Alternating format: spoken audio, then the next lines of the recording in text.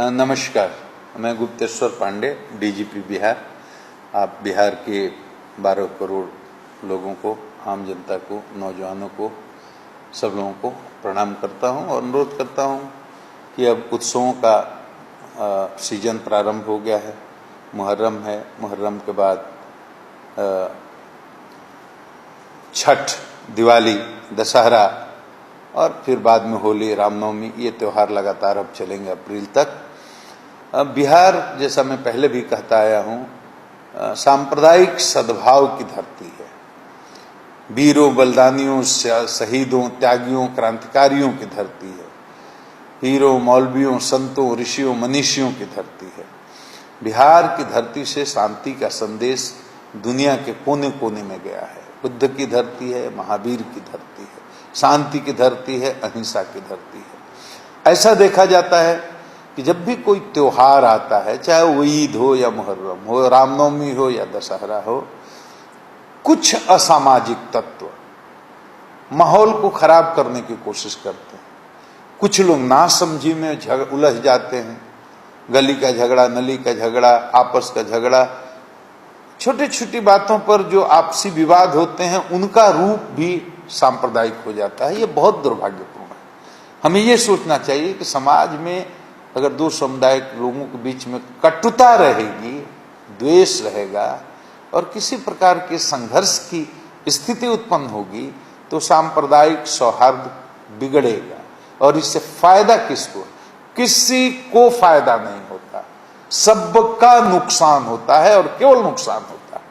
खास करके युवाओं का तो बहुत नुकसान होता है, क्योंकि आप जानते हैं एक नीति पुलिस मुख्यालय ने बनाई है कि इस तरह के मामले में जो भी पकड़े जाएंगे, जिनका नाम आएगा, उनका नाम गुंडा पंजी में दर्ज किया जाएगा। अब गुंडा पंजी थाने की एक स्थायी पंजी है। एक बार गुंडा पंजी में नाम हो गया, केस होगा, मुकदमा होगा, ट्रायल होगा, जेल जाएंगे, सजा मिलेगी, ये बात अलग है।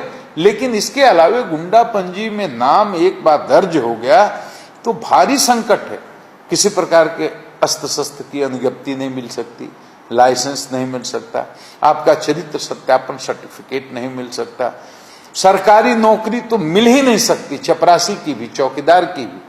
आप मेधावी हैं, आपका भविष्य है, आप डॉक्टर हो सकते हैं, इंजीनियर हो सकते हैं, आप आईएएस हो सकते हैं, आप आईपीएस हो सकते हैं, आप कुछ भी हो सकते हैं, लेकिन सारी मेधा बेकार हो जाएगी, क्योंकि आपको चरित्र सत्यापन सर्टिफिकेट जो है वो नहीं मिलेगा। तो जब नौकरी में ज्वाइन करता है आदमी, तो कैरेक्टर सर्टिफिकेट लेना पड़ता है। उसमें आपके वो सर्टिफिकेट में आपको गुंडा लिख करके दिया जाएगा, तो आप किसी भी सरकारी नौकरी के लिए बेकार हो गए और प्राइवेट में भी आपको नौकरी मिलने में दिक्कत होगी। झूठे केस में अगर आपका नाम भी आएगा तो निष्पक्ष अनुसंधान करना मुश्किल होगा। और इसके अलावे आपका आपराधिक इतिहास बनेगा। जब जब भी वहां किसी तरह की समस्या होगी, सांप्रदायिक सौहार्द बिगड़ेगा, कोई फसाद की स्थिति आएगी, तब तक आपका नाम आएगा। तो जब जब कुछ होगा तब तब आपको खोजा जाएगा, तो आप पर मुकदमों की संख्या बढ़ती जाएगी, निगरानी कार्रवाई हो सकती है, जिसको कहते हैं सर्विलेंस प्रोसीडिंग।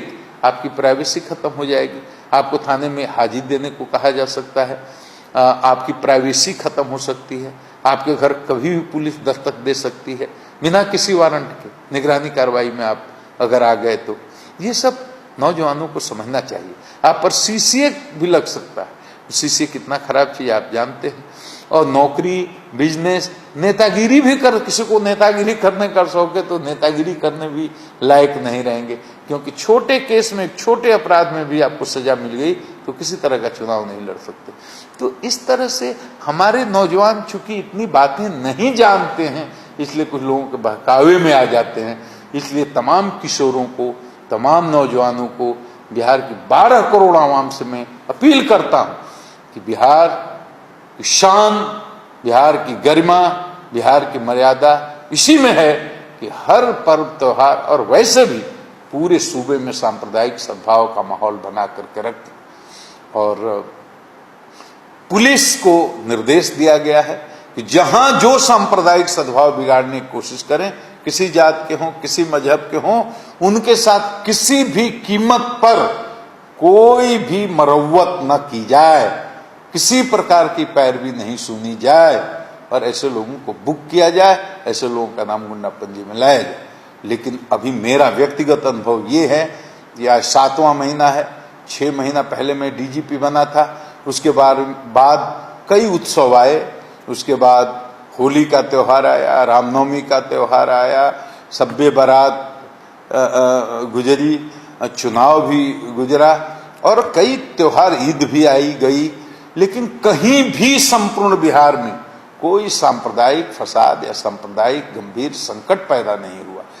ये मेरे चलते नहीं हुआ और ये केवल बिहार पुलिस के चलते नहीं हुआ, बल्कि बिहार की 12 करोड़ आवाम के सहयोग के कारण हुआ। वही सहयोग मुझे इस मुहर्रम में भी चाहिए, वही सहयोग मुझे आने वाले दशहरा में भी चाहिए, दिवाली में भी चाहिए, छठ में भी चाहिए, होली में भी चाहिए, रामनवमी में भी चाहिए। आइए, मैं आपसे प्रार्थना करता हूं, विनती करता हूं, बिहार सरकार ये सुशासन की सरकार है, बिहार सरकार हर कीमत पर सांप्रदायिक सद्भाव बनाए रखना चाहती है। हम सब मिल करके बिहार की गरिमा को बचाए रखने के लिए, बिहार की मर्यादा को बचाए रखने के लिए ऐसा प्रेम और सद्भाव का माहौल बनाएं कि हमारे मुहर्रम सहित आने वाले सभी त्योहार शांतिपूर्ण माहौल में गुजर जाएं। मेरा आप सबों को प्रणाम। मैं गुप्तेश्वर पांडे, डीजीपी बिहार।